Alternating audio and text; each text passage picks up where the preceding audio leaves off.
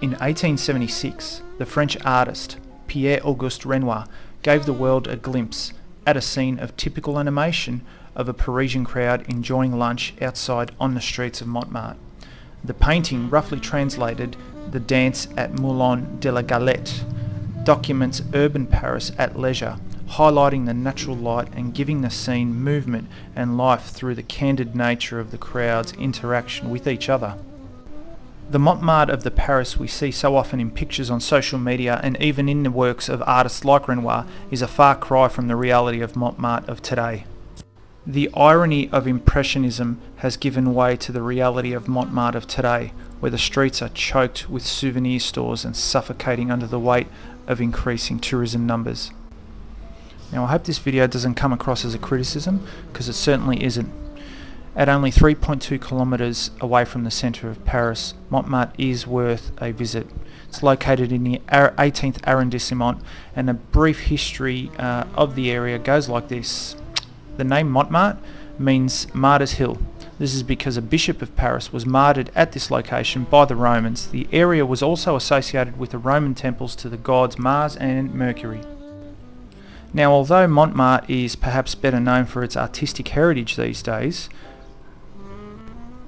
it has a very rich history going back all the way to the Roman times.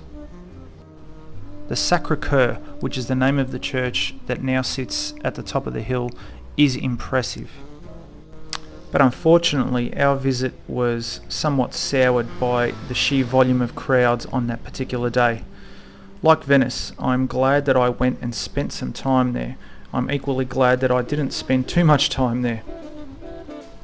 I guess it's that old cliche that you hear from so many people that, a place looks interesting, but once you go there in person, it's nothing like you see in the pictures.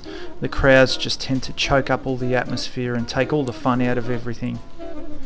Now, I get the irony that we are tourists and we are contributing to that crowd, and I get that, but still, looking at this footage and seeing all these people, you struggle to think how anyone gets to enjoy any of these sights. Some of the footage that I didn't capture was the attempts that Jennifer and I made to have lunch in the garden where Renoir's famous painting took place. There was just no way that we could find anywhere to sit down, let alone have lunch. Actually, this part here was my favourite part of our visit to Montmartre. Descending down the famous steps was fun. We enjoyed a brief respite from the crowds. But once we got to the bottom, the crowds give way to souvenir stores and gangs of roaming salesmen once again. It was a bit of a downer, but again, it was only my experience. Paris is my personal favourite happy place, but I'm not ashamed to say that I am biased towards the inner suburbs and arrondissements. If I had to pick your top 3 tips, these are it. I probably wouldn't go back to Montmartre unless I had a really good reason. Thanks for watching this video. This is our final video on Paris. After this, we head down to Tuscany, where we spend 7 days driving through the hillsides before we go up to Venice, and then from Venice to Athens, and then from Athens to the Greek islands. Stay tuned for those videos coming soon.